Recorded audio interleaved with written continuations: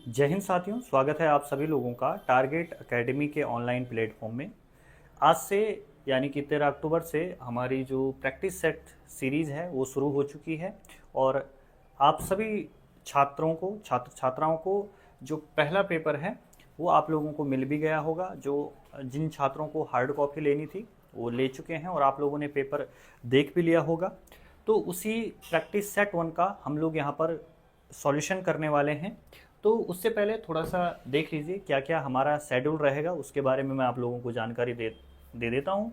ये आप लोगों ने देख लिया होगा, टारगेट एकेडमी बाय अंकित सर स्नातक स्तरीय परीक्षा प्रैक्टिस सेट पैच है, जो भी आपके आगामी एग्ज़ाम है, वीडियो वीपीडीओ वाला है, पटवारी वाला, और उसके बाद भी कनिष्ठ सहायक का जो यूके ट्रिपल एससी का जो एग्ज़ाम आने वाला है उसके लिए ये जो प्रैक्टिस सेट सीरीज़ है ये काफ़ी महत्वपूर्ण है। ये आप लोगों ने देख लिया होगा। उसके अलावा क्या हमारा शेड्यूल रहने वाला है, किस प्रकार से हम चीज़ों को करने वाले हैं, वो आप लोग थोड़ा सा देख लीजिए।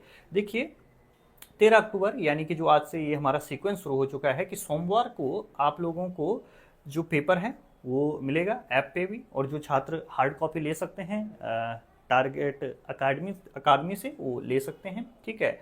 और मंगलवार को इसका एक्सप्लेनेशन होगा, ठीक है, यानी कि सॉल्यूशन इसका करवाया जाएगा। फिर बुधवार को आपको पेपर मिलेगा, बृहस्पतिवार को उसका जो सॉल्यूशन है वो देखने को आपको मिलेगा, ठीक है। और सॉल्यूशन कहाँ पर आप लोगों को देखने को मिलेगा, वो है जो ऑनलाइन जो छात्र जुड़े हैं वो देख सकते हैं कि जो पेपर है वो आपका गूगल प्ले स्टोर से आपको टारगेट एकेडमी बाय अंकित सर जो ये लोगो लगा होगा, ये ऐप है, इसको आपको डाउनलोड करना है, ठीक है।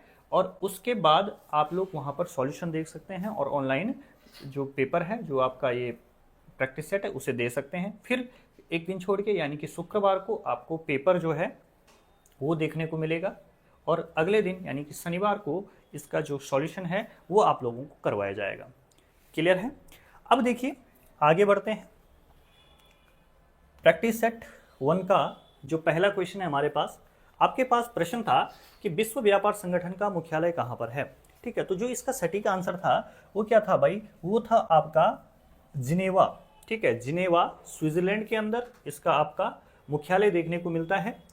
बात करें इसके अलावा जिनेवा स्विट्जरलैंड के अंदर क्या है, तो ये आपका डब्ल्यूएचओ का मुख्यालय भी यहाँ पर है, यानी कि विश्व स्वास्थ्य संगठन का मुख्यालय भी आप लोगों को यहाँ पर देखने को मिलता है, ठीक है, जिसकी स्थापना आपकी कब होती है, 7 अप्रैल 1948 को होती है। बात करें अन्य ऑप्शंस की, ठीक है, तो यहाँ पर आप लोग देख सकते हैं कि न्यूयॉर्क यूएसए के अंदर आप लोगों को यूनिसेफ का मुख्यालय देखने को मिलेगा, ठीक है। यूनिसेफ का जो मुख्यालय है वो आप लोगों को कहाँ पर देखने को मिलेगा, वो देखने को मिलेगा आपको कहाँ पर, न्यूयॉर्क यूएसए के अंदर, ठीक है। उसके अलावा आप लोगों को ध्यान रखना है कि इसकी स्थापना कब होती है, 1946 में इसकी स्थापना होती है, ये चीज हो गई।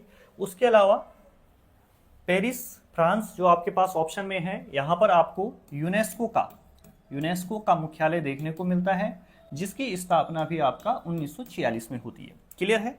बात करें लंदन यूके की, तो लंदन यूके में आपको आईएमओ का मुख्यालय देखने को मिलता है, यानी कि इंटरनेशनल मैरीटाइम ऑर्गेनाइजेशन, यानी कि अगर हम बात करें इसको हिंदी में हम बोलेंगे अंतर्राष्ट्रीय सामुद्रिक व्यापार संगठन, ठीक है। तो ये हमको यहाँ पर देखने को मिलता है, जिसकी स्थापना आपकी कब होती है, 1958 में होती है। कब होती है? 1958 में होती है। उसके अलावा आप एक एक्स्ट्रा फैक्ट यहाँ पर लिख सकते हैं। एक्स्ट्रा फैक्ट क्या है? एक्स्ट्रा फैक्ट ये है कि जो आपका विश्व व्यापार संगठन है, इसकी अगर आपसे कभी स्थापना पूछ ली जाए, बहुत बार आपके एग्जाम में पूछा जाता है इसकी स्थापना, तो स्थापना को लेके आप क्या कहेंगे कि भैया जो इसकी स्थापना होती है वो कब होती है? स्थापना इसकी होती है आपका 1 जनवरी 1995 को, ठीक है। तो ये इस क्वेश्चन के बारे में जो जानकारी थी, सामान्य जानकारी थी, वो आपको पता होनी चाहिए। चलिए नेक्स्ट क्वेश्चन की तरफ बढ़ते हैं, ठीक है। नेक्स्ट क्वेश्चन देखेंगे हम लोग। यहाँ पर आपके पास प्रश्न था, पृथ्वी अपने अक्ष पर 23.5 डिग्री झुकी हुई है, ठीक है। और दूसरा कथन था, पृथ्वी का अपनी धुरी पर घूमना परिक्रमण कहलाता है। ठीक है, तो यहां पर आप लोग देखेंगे कि इनमें से आपको बताना था कि कौन सा जो ऑप्शन है वो सटीक है। तो यहां पर आंसर क्या हो जाता हमारा, यहां पर सिर्फ आपका ऑप्शन जो आंसर होना था वो क्या था आपका, केवल एक था। ठीक है, क्यों था, देखिए यहां पर क्या है, पृथ्वी अपने अक्ष पर, ठीक है, कितना झुकी है, 23.5 डिग्री झुकी है। ये बात क्या है, बिल्कुल सत्य है। ठीक है, अगर आपसे ये जानकारी आपको पता है कि अपने अक्ष पर पृथ्वी कितना झुकी है, 23.5 डिग्री झुकी है, ये चीज पूछी जाती है। ठीक है, दूसरी अगर आपसे यहीं पर एक और जानकारी लिखी है कि जो पृथ्वी है वो अपनी कक्षा के तल पर, कक्षा तल पर कितने डिग्री झुकी हुई है, कितने डिग्री का कोण बनाती है, तो 66.5 डिग्री, कितना है, 66.5 डिग्री, ये आपको ध्यान रखना है। अब देखिए जो दूसरा कथन है वो क्यों गलत था, यहां पर देखेंगे पृथ्वी का अपने धुरी पर घूमना परिक्रमण कहलाता, तो ये परिक्रमण नहीं कहलाता है, बल्कि ये क्या कहलाता है, ये कहलाता है आपका परिभ्रमण। क्या कहलाता है, ये आपका कहलाता है परिभ्रमण कहलाता है। ठीक है, जबकि परिक्रमण क्या कहलाता है, परिक्रमण कहलाता है पृथ्वी का सूर्य के चारों तरफ घूमना। क्लियर है। अब देखेंगे आप लोग यहां पर कि जो ये परिक्रमण है ये ऋतु परिवर्तन के लिए आपका रिस्पॉन्सिबल है। ठीक है, अगर आपसे पूछी जाए कि जो ऋतु परिवर्तन है तो वो किस घटना के कारण होता है, तो ये पृथ्वी के परिक्रमण के कारण होता है। और जबकि अगर आपसे पूछा जाए कि जो दिन रात होता है, ठीक है, दिन रात की जो घटना होती है वो किसके कारण होती है, दिन रात की जो आपको घटना देखने को मिलती है वो देखने को मिलती है आपको परिभ्रमण के कारण। किसके कारण, परिभ्रमण के कारण। क्लियर है, तो इतनी चीजें आप लोगों को यहां पर ध्यान रखनी है इस क्वेश्चन में। इसका आंसर क्या हो जाता है आपका, केवल एक जिन बच्चों ने किया है उनका ये सही है, सटीक है।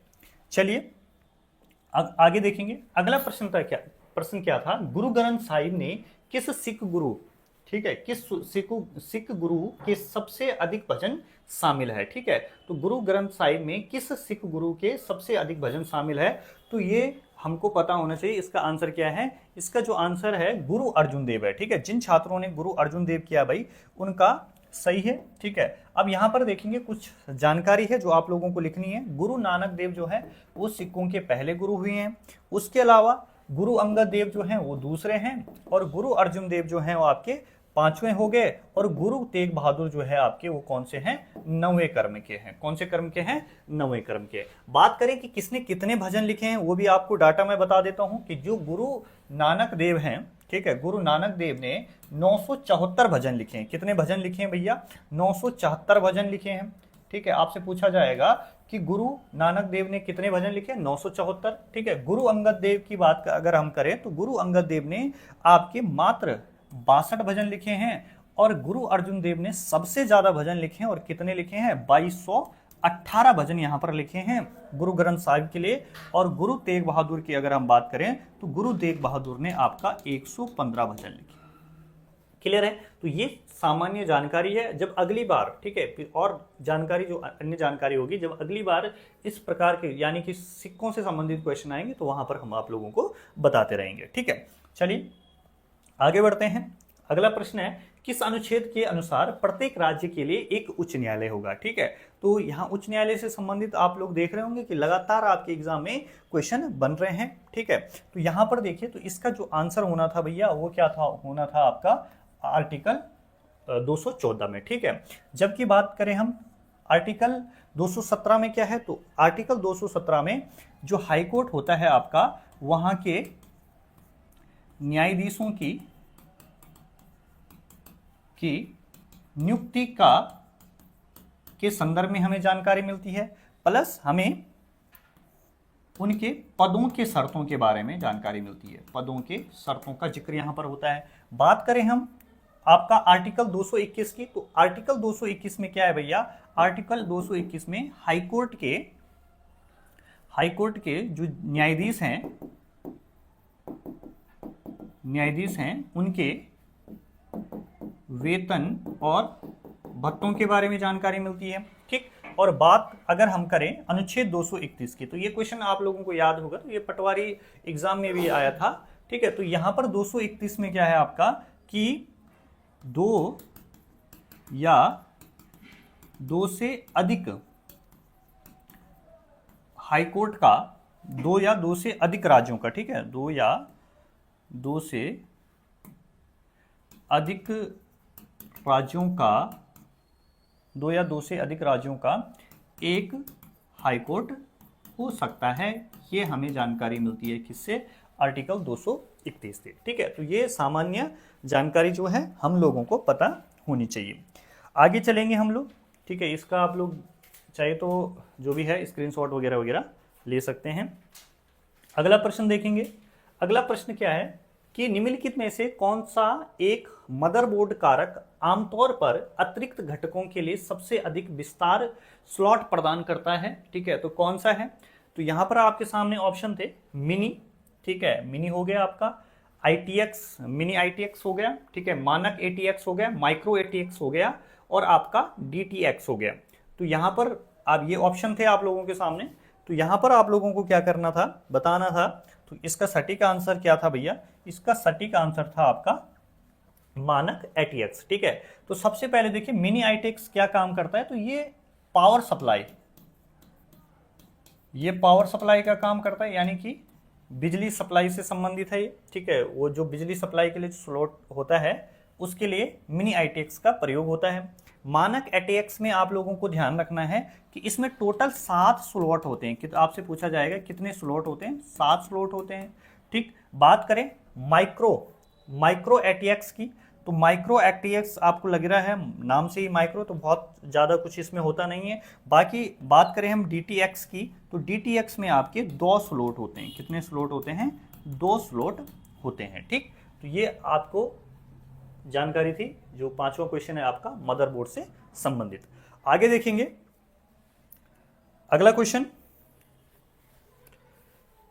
10वें, ये अशोक के किस शिलालेख में कलिंग युद्ध का वर्णन है? ठीक है, 10वें शिलालेख में है कि 12वें शिलालेख में है कि 13वें में है कि 14वें में? तो यहां पर देखेंगे हम लोग,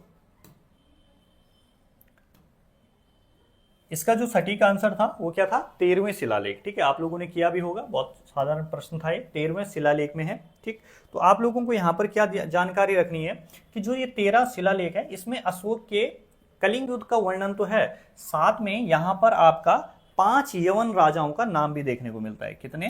5 यवन राजाओं का नाम आपसे पूछा जाएगा। 5 यवन राजाओं का नाम कहां पर देखने को मिलता है? तो ये 13वें शिलालेख में देखने को मिलता है। उसके अलावा बात करें हम 14वें शिलालेख की, ठीक है, तो 14 शिलालेख में जो बात की गई है, तो यहां पे जनता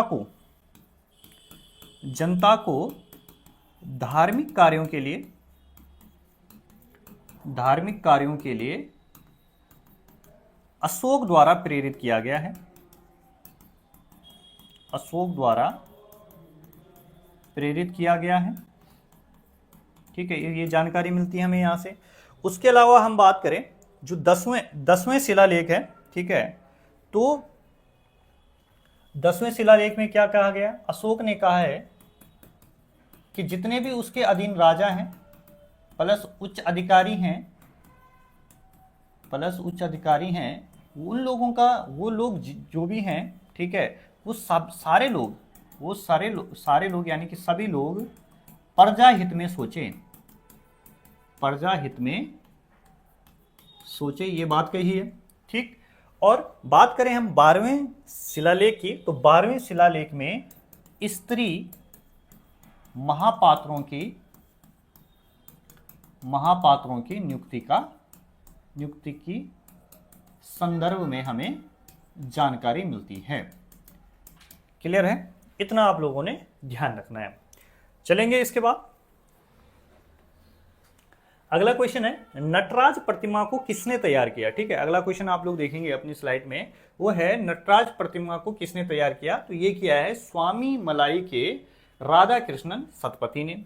ठीक, इसके बाद देखिए अगला क्वेश्चन है, MSME को बढ़ावा देने के लिए तरुण श्रेणी के अंतर्गत मुद्रा ऋण की सीमा को 10 लाख रुपए से बढ़ाकर 20 लाख रुपए कर दिया गया है। ये कथन भी आपका सही है। ठीक है, और दूसरा क्या है, कारण दिया गया है पूर्वोत्तर क्षेत्र में इंडिया पोस्ट बैंक की 100 से अधिक शाखाएं स्थापित की जाएगी। ठीक है, तो जो ये सेकंड वाला जो है ना, ये कथन नहीं है, ये कारण नहीं, बल्कि ये भी क्या है, ये कथन है। ठीक है, तो यहां पर क्या हो जाएगा, इसका आंसर ऑप्शन नंबर बी हो जाएगा। कथन ए और कारण दोनों सही है, लेकिन कारण आर जो है वो ए की क्या नहीं करता है, व्याख्या नहीं करता है।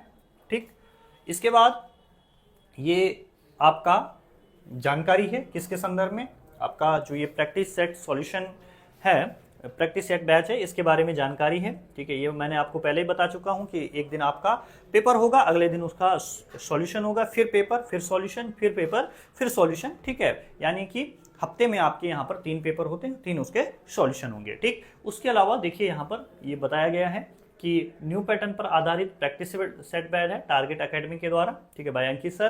तो यहाँ पर देखेंगे ऑफलाइन ऑनलाइन प्रारंभ ये शुरू हो चुका है। मंथली फीस में कितनी है, आपका 300 रुपए है। ठीक है, विशेषताएं मैं आपको पहले ही बता चुका है, एक हफ्ते में 3 प्रश्न पत्र आपको करवाए जाएंगे। प्रत्येक प्रैक्टिस पेपर का दूसरे दिन विस्तृत व्याख्यात्मक विवरण विषय विशेष के द्वारा किया जाएगा। ठीक है, आयोग के नए पैटर्न पर आधारित प्रश्नों पर विशेष फोकस किया जाएगा। पेपर डेमो होंगे, एक पेपर डेमो होगा। ठीक है, जिसका विस्तृत विवरण जो है आपका ऐप के माध्यम से करवाया जाएगा। ठीक है, तो जो भी उसके अलावा क्या है, जो धर्मपुर के बच्चे हैं, ठीक है, वो जो इस क्षेत्र में रहते हैं देहरादून में, प्रैक्टिस पेपर लाइब्रेरी ऑफिस या टारगेट एकेडमी ऑफिस से प्राप्त कर सकते हैं। ठीक है, तो ये सारी ये सामान्य जानकारी इसके संदर्भ में थी। ठीक है, आगे देखेंगे।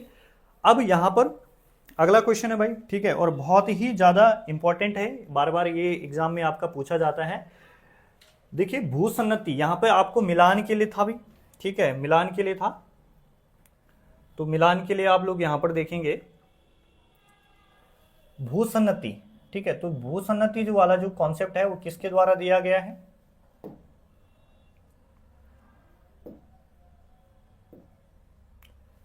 ये दिया गया आपका कॉबर के द्वारा। ठीक, उसके अलावा महाद्वीपीय विस्थापन वो बैगनर के द्वारा, प्लेट विवर्तनिक थ्योरी जो है वो हैरी हैंस के द्वारा, और तापीय संकुचन जो दिया गया है वो जेफरीज के द्वारा दिया गया है। तो अगर हम यहाँ पर मिलान करें तो ए का 2, बी का 1, ठीक है, और सी का 3 हो जाएगा और डी का 4। ठीक है, तो ऑप्शन नंबर जो बी था वो आप लोगों का यहाँ पर सटीक था। ठीक है, तो आप लोग ज़्यादा सही है कि आप जो चीज़ें हैं वो देखते भी रहे, क्या आपका सही है क्या गलत है। ठीक है, और जो देखो प्रैक्टिस सेट का यही है, 100 क्वेश्चन होंगे। ठीक है, एक सिंपल सा फंडा मैं आप लोगों को बता रहा हूं, वो ये है कि 100 क्वेश्चन आप लोग देखिए, जो आपको आते हैं अच्छी बात है। ठीक है, जो नहीं आते उन क्वेश्चनों को आप लोग जरूर नोट डाउन करें। जो चीजें आपको याद आती है उसको याद है, उसको लिखने की आपको कोई आवश्यकता नहीं है। ठीक, अब देखिए भैया, अब यहां पर हम लोग कुछ और चीजें देखेंगे। जैसे आपसे पूछा जाएगा कि बताइए भैया, महाद्वीपीय फिसलन का जो सिद्धांत है वो किसके द्वारा दिया गया, तो ये डेली के द्वारा दिया गया है। किसके द्वारा दिया गया है, डेली। ठीक है, तो आप लोग ध्यान रखना है कि कैसे याद रखना है। फिसलना क्या होता है, जैसे फिसलना मतलब गिर जाना वगैरह वगैरह। तो डेली देखो गढ़वाली में बोलते हैं ना, डेली क्या होता है, जो आपका जहां से आप अंदर बाहर होते हैं दरवाजा, तो वो आप इस तरीके से रिकॉल अपने माइंड में रख सकते हैं कि मैं डेली से क्या हो जाता हूँ, फिसल जाता हूँ। ठीक है, अपने घर पे हमेशा आपके दिमाग में क्लिक कर लेगा ये। ठीक, उसके बाद है आपका रेडियो एक्टिविटी,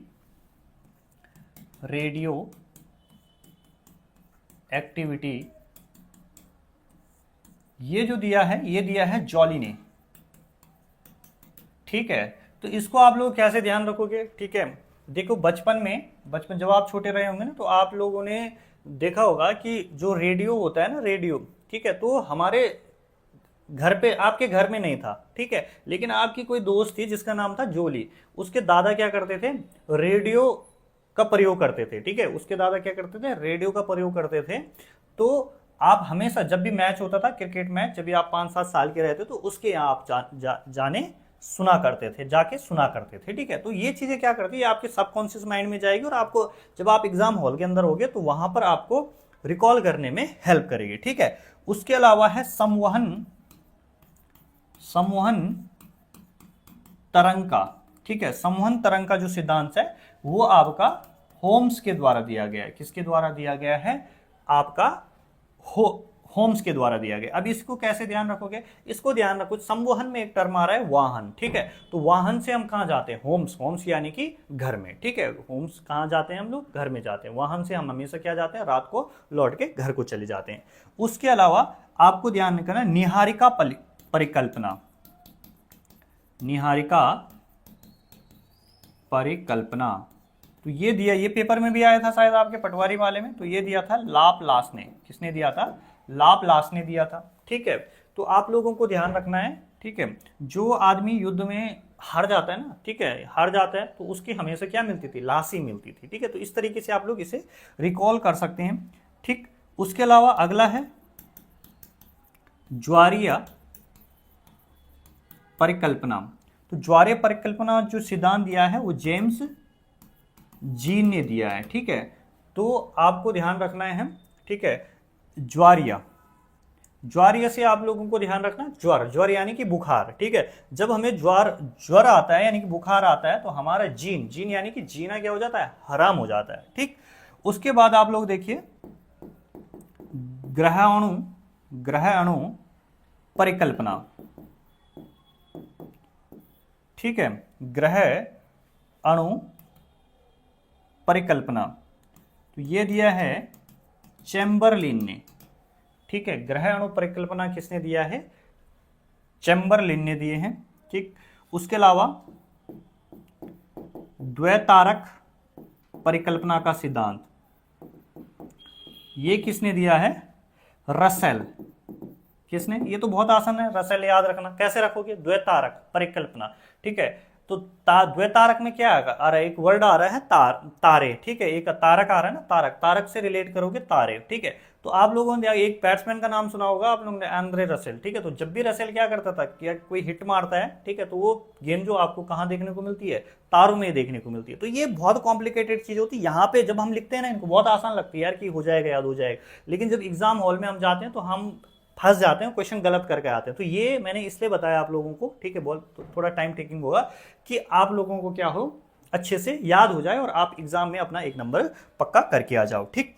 चलिए आगे बढ़ते हैं, अगला क्वेश्चन है, ठीक, ऐसा कोई एग्जाम आजकल नहीं हो रहा है जिसमें पत्रकारिता से संबंधित कोई प्रश्न नहीं पूछा जा रहा है, ठीक है। आपको लगेगा यार जीएस बहुत आसान है, बहुत सारे बच्चों को आसान भी लगेगा, बहुत सारों को कठिन भी लगेगा, ठीक है, लेकिन जो जिस तरीके से आज की एग्जाम की डिमांड है उसी प्रकार से आपको यहाँ पर पूछा गया है, ठीक है। तो यहाँ पर आप लोग देखेंगे कि सबसे पहले मिरात, यहाँ पर कैसे मिलान था, मिरात उल अखबार किसका है भैया, तो ये अखबार है आपका किसका, राजा राम मोहन राय का, ठीक। आप उसके अलावा आप आसानी से क्या मिला सकते थे, केसरी और मराठा, ये आपका बाल गंगाधर तिलक, तो 3 का बी आप लोगों को ढूंढना था, ठीक है, तो 2 जगह हो, या तो ये आंसर होता या ये आंसर है, 2 काट देने थे आपको यहाँ से, ठीक। उसके अलावा सुधारक की बात करें तो सुधारक आपका गोपाल गणेश आगरकर का है, ठीक है, यानी कि 4 का 1, ठीक है, 4 का 1 आपको यहां पर देखने को मिल रहा है ए, ठीक। तो ऑप्शन नंबर जो सी है वो आपका सही हो जाएगा। तो मिरात उल अखबार किसका है, राजा राम मोहन राय का है। बात करें बंगदूत द्वारिकानाथ टैगोर का है, ठीक। उसके अलावा सुधारक की बात करें गोपाल गणेश आगरकर, केसरी मराठा आपका बाल गंगाधर तिलक। यहां पर आप लोगों को ध्यान रखना है, जो ये मराठा, कई बार ये भी पूछ लिया जाता है आपकी एग्जाम में, जो मराठा है किस भाषा में था, तो मराठा अंग्रेजी में था और केसरी आपका किस में था, मराठा के अंदर था। अब देखिए मैं आप लोगों को कुछ और महत्वपूर्ण जो न्यूज़पेपर हैं, ठीक, उस टाइम के उनको लिखा रहा हूँ, समाचार पत्रों को लिखा रहा हूँ, तो वो आप लोग मेरे साथ लिखने का कार्य करेंगे, ठीक है। तो क्या लिखेंगे आप लोग लिखेंगे जैसे आपका स्वदेश मित्रम, स्वदेश मित्रम, इसके जो राइटर हैं वो हैं आपके जीएस अय्यर। कौन है, जीएस अय्यर हैं। बंगाली की बात करें, बंगाली के हैं गिरीश चंद्र घोष, गिरीश चंद्र घोष। अब देखो लूसेंट भी क्या था, इस बार खेल गया ना थोड़ा आयोग, जब जो पटवारी वाला पेपर देखा होगा, तो बंगाली वहां पर लूसेंट में आपको दिया है गिरीश चंद्र घोष, लेकिन ऑप्शन जो पेपर में आया है तो इसके संपादक का काम जो किया था वो सुरेंद्र नाथ बनर्जी ने भी किया था, ठीक है। दोनों चीज आप लोग लिख लोगे, सुरेंद्र नाथ बनर्जी भी आप लोग लिख लोगे, ठीक। उसके बाद आप लोग देखेंगे नेशनल पेपर, नेशनल पेपर। तो नेशनल पेपर जो है वो किसके द्वारा? द्वारकानाथ टैगोर के द्वारा। क्लियर हो गई बात? तो यहां पर तीन चीजें आप लोगों ने देखी। स्वदेश मित्रम किसका है? जीएस अय्यर का है। बंगाली गिरीश चंद्र घोष और सुरेंद्रनाथ बनर्जी का है। और नेशनल पेपर आपका द्वारकानाथ टैगोर का है। क्लियर हो गई बात? चलिए आगे बढ़ते हैं। अगला क्वेश्चन हम लोग देखेंगे, अंतरराष्ट्रीय श्रम संगठन की स्थापना कब हुई? यानी कि आईएलओ के बारे में ये पूछ रहा है, ठीक है। और ये होती है आपका 1919 में। कब होती है? 1919 में होती है, जो कि आपका कहां पर है? जो कि आपका है जिनेवा के अंदर। कहां पर है? जिनेवा, स्विट्जरलैंड के अंदर ये है। बात करें 1945 में क्या होता है भाई? 1945 में दो काम होते हैं। एक आपका आईएमएफ की स्थापना होती है और दूसरा आपका एफओ की स्थापना होती है। किसकी होती है? एफओ की स्थापना होती है। आईएमएफ की बात करें, अंतरराष्ट्रीय मुद्रा कोष, ठीक है।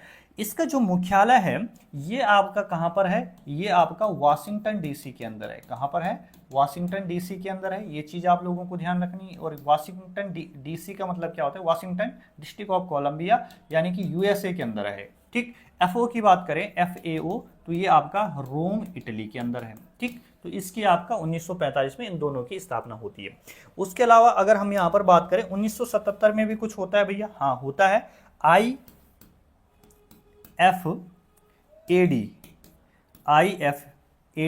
ठीक है। तो इसकी स्थापना होती है जिसका मुख्यालय भी कहां पर है? रोम, इटली के अंदर है, ठीक। और इसकी अगर हम पूरा नाम अगर हम देखें तो इसका पूरा नाम है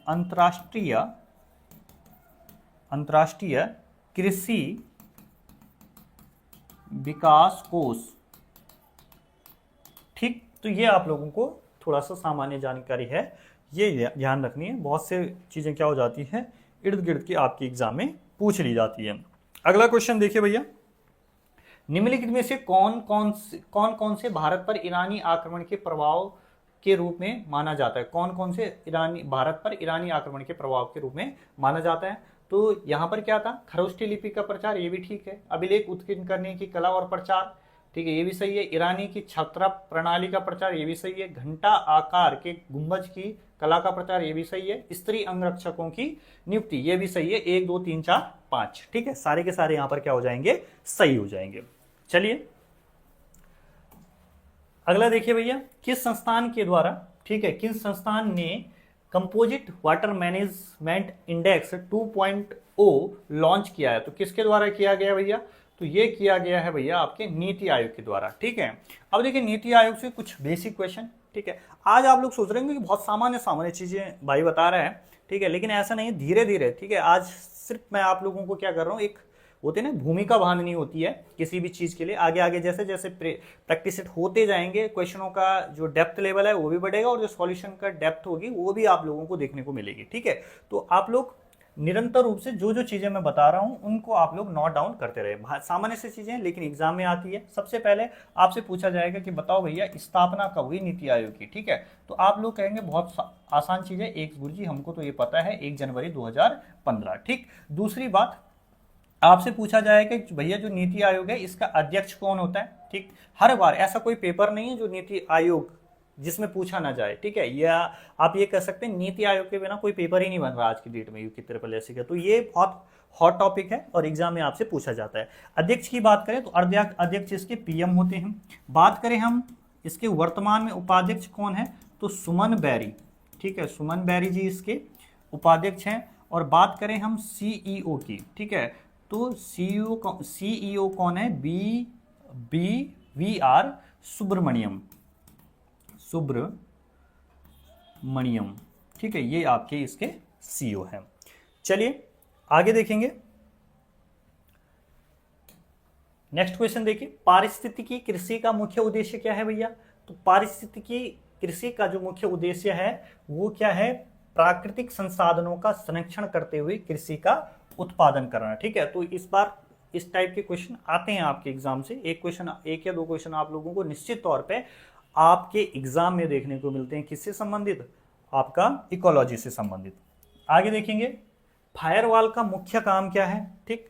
तो फायरवॉल के बारे में पूछा गया भैया, ठीक है। फायरवॉल के बारे में देखेंगे आप लोग, तो इसका काम क्या होता है?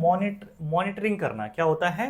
मॉनिटरिंग करना इसका काम होता है। तो जो फायरवॉल होता है, इसके संदर्भ में आपको एक चीज ध्यान रखनी है कि फायरवॉल नेटवर्क ट्रैफिक को कंट्रोल करता है। क्या करता है? जो फायरवॉल है ये नेटवर्क जो ट्रैफिक है इसको कंट्रोल करता है। एक चीज तो ये हो गई, ठीक। दूसरी, यह नेटवर्क की एक टाइप से आप कह सकते हैं सुरक्षा प्रणाली है। क्या है? नेटवर्क की सुरक्षा प्रणाली है, ठीक। बात करें इसके टाइप्स की, तो दो टाइप आपको इसके देखने को मिलेंगे। एक होता है नेटवर्क फायरवॉल, ठीक, और दूसरा होता है होस्ट आधारित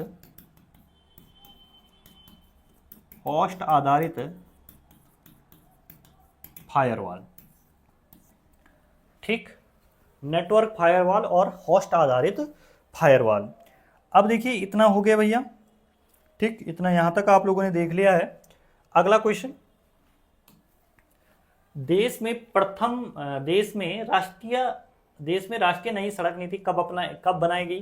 तो ये बनाई गई थी आपका 1997 में। कब बनाई गई थी भैया? आपका 1997 में बनाई जाती है। उसके अलावा 2000 में क्या आई थी? तो राष्ट्रीय जनसंख्या नीति आई थी। कौन सी नीति आई थी? राष्ट्रीय जनसंख्या नीति आई थी। ये हो गया। चलिए, सेल अधिक समय तक अपने मूल रूप में नहीं रहते हैं। अगला क्वेश्चन, रहते हैं और रूपांतरित होते हैं। ये बात भी बिल्कुल सही है आपकी। और अपर्दन और कायांतरण के कारण सेलों का रूपांतरण होता है। 1 और 2 दोनों कथन आपके क्या हो जाएंगे? यहां पर सही हो जाएंगे। क्लियर है? चलिए अगला क्वेश्चन क्या है कि MS वर्ड डॉक्यूमेंट में अक्षरों के नीचे जो लाल लहर होती है, यानी कि रेड वे अंडरलाइन होती है, वो निशान जो है क्या दर्शाता है? तो वो क्या करता है आपका? वो दर्शाता है आपका स्पेलिंग की त्रुटि को। किसको दर्शाता है? स्पेलिंग की त्रुटि को दर्शाता है। जबकि ग्रामर की त्रुटि को, ठीक है, ग्रामर की त्रुटि को आपकी कौन सी लाइन दिखाती है? ग्रीन कलर की एक लाइन आती है, ठीक है, ग्रीन कलर की जो लाइन है वो दिखाती है, यानी कि आप कह सकते हैं हरे रंग की, ठीक है, हरे रंग की अंडरलाइन। दूसरी बात आप लोग ध्यान रखना कि स्पेलिंग चेक के लिए एक की आती है F7। कौन सी की है? F7 आप लोगों को ध्यान रखना है। स्पेलिंग प्लस ग्रामर के चेक के लिए, ठीक है, कि जांच के लिए कौन सी की प्रेस की जाती है? F7, ठीक है। ये भी आप लोगों को पता होना चाहिए। और एक शॉर्टकट की और बता दे रहा हूं आपको प्रिंट प्रीव्यू के लिए। प्रिंट प्रीव्यू के लिए एक होता है कंट्रोल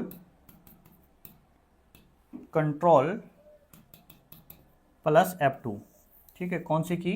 कंट्रोल प्लस F2 की जो है वो प्रेस की जाती है, ठीक।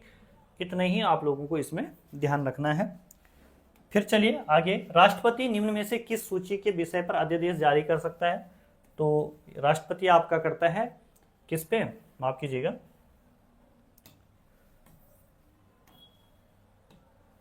संघ सूची और समवर्ती सूची के विषय पर। किसका? संघ सूची और समवर्ती सूची के विषय पर करता है, ठीक। और जबकि राज्य सूची पर कौन करता है? आपका राज्यपाल करता है। चलिए अब देखिए भैया, यहां पर आर्टिकल से संबंधित चीजें मिलाना था आपको यहां पर, ठीक। तो अनुच्छेद 61 जो है, 61 जो है वो क्या करता है? राष्ट्रपति पर महाभियोग, ठीक। उसके अलावा अगर हम बात करें यहां पर कि जो आपका कौन सा है, अनुच्छेद 67 का खाए जो, वो आपका उपराष्ट्रपति को हटाने से संबंधित है। और जो आपका अनुच्छेद 94 है ये स्पीकर को हटाने से संबंधित है। और 90 आपका जो राज्य के उपसभापति होते हैं उसको हटाने से संबंधित है। तो सीधा सीधा आपका यहाँ पर ऑप्शन नंबर जो सी है वो यहाँ पर सटीक हो जाएगा। ठीक है, ऑप्शन नंबर सी। तो पेपर का आप लोग मिलान भी है वो भी साथ साथ करते रहिए। ठीक है, और जो जानकारी आपको एक्स्ट्रा लग रही है उसे आप लोग लिखिए जरा अपनी कॉपी पे। ठीक, चलिए। तमिलनाडु में शरदकालीन वर्षा अधिकांशतः जिन कारणों से होती है वह कौन सा कारण है? तो ये है भैया आपका उत्तर पूर्वी मानसून। ठीक है, जबकि दक्षिण पश्चिम मानसून जो है वो क्या करता है? ग्रीष्म ऋतु में, ठीक है, ग्रीष्म ऋतु में बारिश के लिए जिम्मेदार है। आगे बढ़ेंगे हम लोग। अगला क्वेश्चन है मध्य प्रदेश में पीतमपुर किसके लिए जाना जाता है? ठीक है, आपसे पूछा जा रहा है पीतमपुर जो है किसके लिए जाना जाता है? तो ये आपका जाना जाता है ऑटोमोबाइल के लिए। ठीक है, और विश्व स्तर पर अगर हम बात करें तो वो कौन सा क्षेत्र है? डेट्राइट क्षेत्र है। ठीक है, जो आपका यूएसए में देखने को मिलता है। ठीक, उसके अलावा अगर यहाँ पर ज्यादा सही ये रहता, अगर यहाँ पर लिखूं मैं अखबारी कागज ना लिखकर अखबारी कागज इसे बना दूं, तो अखबारी कागज के लिए एक स्थान बहुत फेमस है जिसका नाम है नेपा नगर। और नेपा नगर कहाँ पर है? आपका एमपी में। कहाँ पर है? एमपी के अंदर है। ठीक, उसके अलावा जूट वाला जो क्षेत्र है, जूट कहाँ कौन सा राज्य प्रसिद्ध है? पश्चिम बंगाल। ठीक, जूट के लिए हो गया। ठीक, एल्युमिनियम के आगे सिटी लगा दो बस, एल्युमिनियम सिटी के नाम से जाना जाता है आपका रेणुकूट उत्तर प्रदेश का जो क्षेत्र है वो जाना जाता है। ठीक, तो इतना आप लोगों ने देख लिया। आगे देखिए, नई रोशनी योजना निम्नलिखित में से किस मंत्रालय से जुड़ी है? आपसे पूछा जाएगा नई रोशनी योजना जो है वो किससे जुड़ी है? तो ये आपका अल्पसंख्यक मामलों के मंत्रालय से जुड़ी है। ठीक, और दूसरा ये आपकी जो इसकी शुरुआत होती है ना भैया वो 2012-13 में होती है। ठीक, और ये आपका क्या है? पीएम विकास योजना का एक घटक है। क्लियर हो गई बात? चलिए आगे देखिए, आयुष्मान भारत डिजिटल मिशन के संदर्भ में निम्न कथनों पर विचार कीजिए।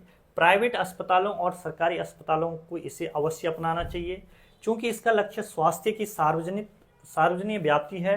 अंतोगत्वा भारत के हर नागरिक को इसका हिस्सा होना चाहिए। बिल्कुल सही है, यह पूरे देश में निर्बाध रूप से लागू किया जा सकता है। 1 2 3 सही इसके होंगे। ठीक, MS एक्सेस एक प्रोग्राम है, किसका है? तो ये आपका एक डाटाबेस प्रोग्राम है। प्रेजेंटेशन किसका प्रोग्राम है भैया? तो माइक्रोसॉफ्ट पावर पॉइंट का है। ठीक, वर्ड प्रोसेसिंग का है और सेपरेट सीट माइक्रोसॉफ्ट एक्सेल का है। ठीक, तो इतना आप लोग ध्यान रखिएगा। आगे देखेंगे अगला क्वेश्चन क्या है? मराकाइबो झील कहाँ स्थित है? तो मराकाइबो झील जो है वो आपका वेनेजुएला में है। बात करें दोनों को अगर मैं जोड़ दूं ना, यहाँ पे पेरू और बोलिविया में एक बहुत फेमस झील है जिसे आपका टिटिकाका झील कहते हैं। क्या कहते हैं? टिटिकाका झील कहते हैं। और इसी झील को हनीमून लेक भी कहा जाता है। ठीक, उसके अलावा बोलिविया की अगर मैं सिंगल बात करूं कि बोलिविया में कौन सी झील है, तो एक बहुत प्रसिद्ध झील है जिसका नाम है पोपो झील। ठीक, उसके अलावा ब्राजील की मैं अगर बात करूं, ब्राजील में एक झील आप लोगों को देखने को मिलेगी, पाटोस झील। कौन सी झील? पाटोस झील। क्लियर है? आगे हम लोग देखेंगे एंडीज पर्वतमाला। ठीक है, एंडीज पर्वतमाला कितने देशों में फैला है या फैली है? ठीक है, तो ये आपका कितने में है? तो अच्छा क्वेश्चन है, 7। ठीक है, इस बार आप लोगों ने देखा भी होगा, क्वेश्चन आया था। ठीक है, एंडीज पर्वतमाला से आया था। तो यहां पर आप लोग देखेंगे तो एंडीज पर्वतमाला के बारे में आप लोगों को कुछ चीज़ें, कुछ फैक्ट जो है वो ध्यान रखने हैं। सबसे पहले जो एंडीज पर्वतमाला है ये वलित पर्वत का एग्जाम्पल है। ठीक है, वलित पर्वत का, ठीक है, जिसको आप फोल्डेड माउंटेन भी कहते हैं, इसका एग्जाम्पल है। 7 जो आपका है, 7 देश हैं आपके साउथ अमेरिका के, वहाँ पर ये फैला हुआ है। कौन कौन से हैं? ठीक है, तो ये हम लोग थोड़ा सा देख लेते हैं। यहाँ पर लिखूंगा भी, मैं यहाँ पर बता भी देता हूँ, ड्रॉ भी कर लूँगा, कोई दिक्कत नहीं। ठीक है, तो ये आपका कौन कौन से हैं? आपके वेनेजुएला हो गया, कोलंबिया हो गया, ठीक है, आपका इक्वाडोर है, ये पेरू आ गया, पेरू से आप आइए, बोलिविया, चिली और अर्जेंटीना। तो यहाँ यहाँ आपको एंडीज पर्वत का जो विस्तार है वो देखने को मिलेगा। तो एक बार लिख भी लो कहाँ कहाँ पर है, काम आएगा आपके। तो क्या है, वेनेजुएला, सबसे पहले वेनेजुएला हो गया,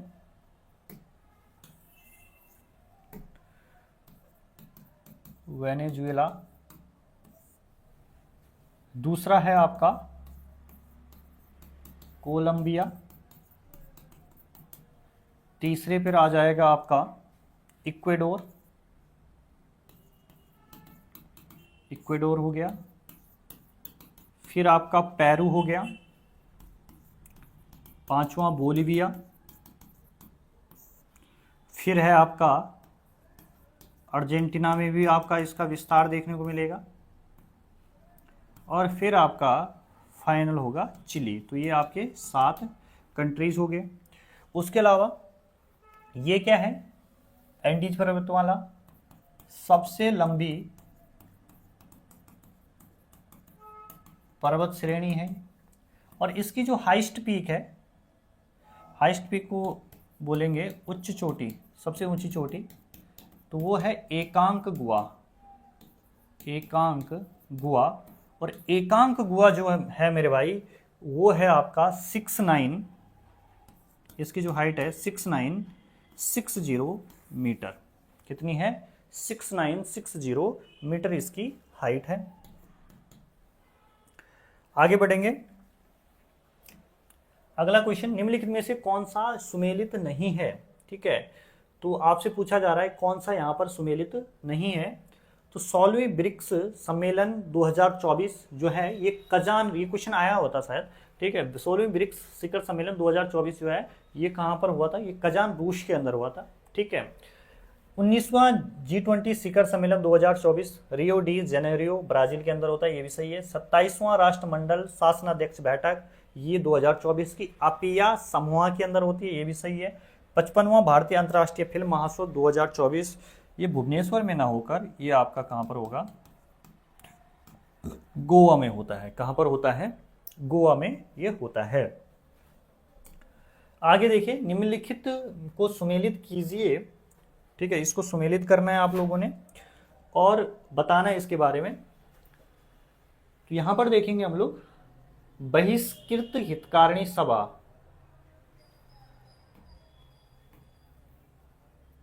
किसकी है, किसने एस्टेब्लिश किया इसको, तो ये है आपका BR अंबेडकर की, और ये इन्होंने एस्टेब्लिश की थी 1924 में। राष्ट्रीय स्वयंसेवक संघ जो है ये आपका डॉक्टर हेडगावर का है। ठीक है, और इन्होंने इसको इस्टेब्लिश किया था 1925 में। उसके अलावा फॉरवर्ड ब्लॉक जो है ये आपका है सुभाष चंद्र बोस का, और इन्होंने इसको इस्टेब्लिश किया था 1939 में। और आज़ाद हिंद फौज, देखिएगा यहाँ पर आज़ाद हिंद फौज जो है ये है रास बिहारी बोस की, और इन्होंने इसको बनाया था 1942 में। तो यहाँ पर आप लोग देखते हैं डी का 1 कहाँ पर मिल रहा है, ऑप्शन नंबर ए की है, ए यहाँ पर आप लोगों को देखने को मिल रहा है। ए इसका सटीक आंसर होगा 29 का ए। ठीक है, अब देखिए कुछ अन्य चीजें भैया जो आप लोगों को एग्जाम पॉइंट ऑफ व्यू से काफी इंपॉर्टेंट है। सबसे पहले तो इसके देखो, आजाद हिंद फौज पूछे तो रास बिहारी बोस। ठीक है, सरकार पूछेगा, साफ और सरदार, साफ और नहीं, साफ और सरकार, साफ और सुभाष। ठीक है, तो ये आप लोग ध्यान रखना, सुभाष चंद्र बोस के द्वारा है आपका कौन सा,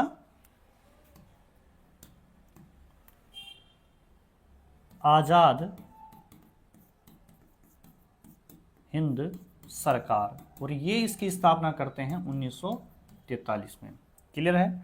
उसके अलावा आप लोगों को ध्यान रखना है स्वतंत्र श्रमिक पार्टी, स्वतंत्र श्रमिक पार्टी ये किसके द्वारा इस्टेब्लिश की जाती है, 1936 में इस्टेब्लिश होती है, और ये इस्टेब्लिश होती है आपका BR अंबेडकर के द्वारा, BR अंबेडकर के द्वारा। हरिजन सेवक संघ आपसे पूछा जाएगा, हरिजन सेवक संघ का बताओ भैया। तो हरिजन सेवक संघ जो है ये है आपका महात्मा गांधी के द्वारा,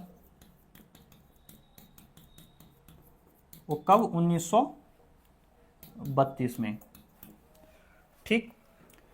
उसके अलावा Akhil Bharatiya trade union Congress, Akhil Bharatiya trade union Congress, ये आपका होती है एनएम जोशी के द्वारा, संस्थापक एनएम जोशी है। लेकिन अगर इसके प्रथम अध्यक्ष पूछा जाए, प्रथम अध्यक्ष पूछा जाए तो वो कौन है? लाला लाजपत राय, लाला लाजपत राय। ठीक। उसके अलावा आप लोगों को ध्यान रखना है women's India association, women's India association, इसकी स्थापना 1917 में होती है भैया। और कौन करते हैं? Lady Sadashiv Iyer, lady Sadashiv Iyer. ठीक। एक लास्ट आप लोग लिखेंगे भारतीय कम्युनिस्ट पार्टी, इसकी स्थापना 1920 में होती है। और कौन करते हैं? आपका एमएन राय करते हैं। कौन करते हैं? एमएन राय करते हैं। तो ये चीज़ें कुछ इंपॉर्टेंट आप लोगों ने देखी कि आज़ाद हिंद सरकार जो है ये 1943 में इस्टेब्लिश होती है। स्वतंत्र श्रमिक पार्टी जो है ये आपका 1936 में होती है BR अम्बेडकर के द्वारा। हरिजन सेवक संघ की स्थापना कौन करते हैं? महात्मा गांधी करते हैं। कब करते हैं? 1932 में करते हैं। भारतीय कम्युनिस्ट पार्टी जो है 1920 में इस्टेब्लिश की जाती है आपके एमएन राय के द्वारा। बात करें अखिल भारतीय ट्रेड यूनियन कांग्रेस की तो ये एनएम जोशी के द्वारा इस्टेब्लिश की जाती है। और जबकि स्टेब्लिश पूछेगा तो एनएम जोशी। ठीक है। लेकिन अगर इसके प्रथम अध्यक्ष पूछा जाता है तो कौन होंगे? लाला लाजपत राय इसके होंगे। ठीक। विमेंस इंडिया एसोसिएशन जो है इसकी स्थापना 1917 में होती है। लेडी सदाशिव अय्यर जो है इसकी स्थापना करते हैं। ठीक। तो इतनी बातें आपको इसके बारे में ध्यान रखनी है। अंतिम प्रश्न देखिए जीएस का। जिसका अंतिम प्रश्न क्या था? ठीक है, बहुत इंपॉर्टेंट है, ये भी आपके पूछा जाता है। ठीक है, पीसेस वगैरह वगैरह में तो क्वेश्चन आता ही है कि वर्ष 2020 को पौधों के स्वास्थ्य हेतु अंतर्राष्ट्रीय वर्ष के रूप में मनाया गया। बिल्कुल सही बात है। वर्ष 2023 को अंतर्राष्ट्रीय बाजरा वर्ष के रूप में घोषित किया गया था, ये भी सही है। वर्ष 2025 को क्वांटम विज्ञान और प्रौद्योगिकी का अंतर्राष्ट्रीय वर्ष घोषित किया गया, ये भी सही है। नीचे दिए गए कोड का प्रयोग कर सही उत्तर चुनिए। ठीक, तो यहां पर इसका आंसर क्या हो जाएगा भैया? इसका आंसर क्या हो जाएगा? 1 और 2, 3 सभी यहां पर क्या हो जाएंगे? सही हो जाएंगे। अब आप लोगों को कुछ और वर्ष में दिखा रहा हूं, जैसे आपका 2021। तो 2021 जो है किसके लिए अंतर्राष्ट्रीय वर्ष था? शांति व विकास के लिए। ठीक। 2022 था आपका मत्स्य पालन के लिए, मत्स्य पालन हेतु। ठीक। 2024 ये है आपका उष्ट्र गणों के लिए। ठीक, तो ये 3 चीजें। एक देखो 20 का यहां पर हो गया, 21 मैंने यहां पर बता दिया, फिर 22 भी बता दिया, 23 यहां पर है, 24 मैंने बता दिया, 25 यहां पर है। ठीक है, तो ये आपके 30 क्वेश्चन थे किसके? जीएस के। ठीक, तो इसके बाद हम लोग कौन सा सेशन देखने वाले हैं? रीजनिंग का जो सेशन है वो देखने वाले हैं।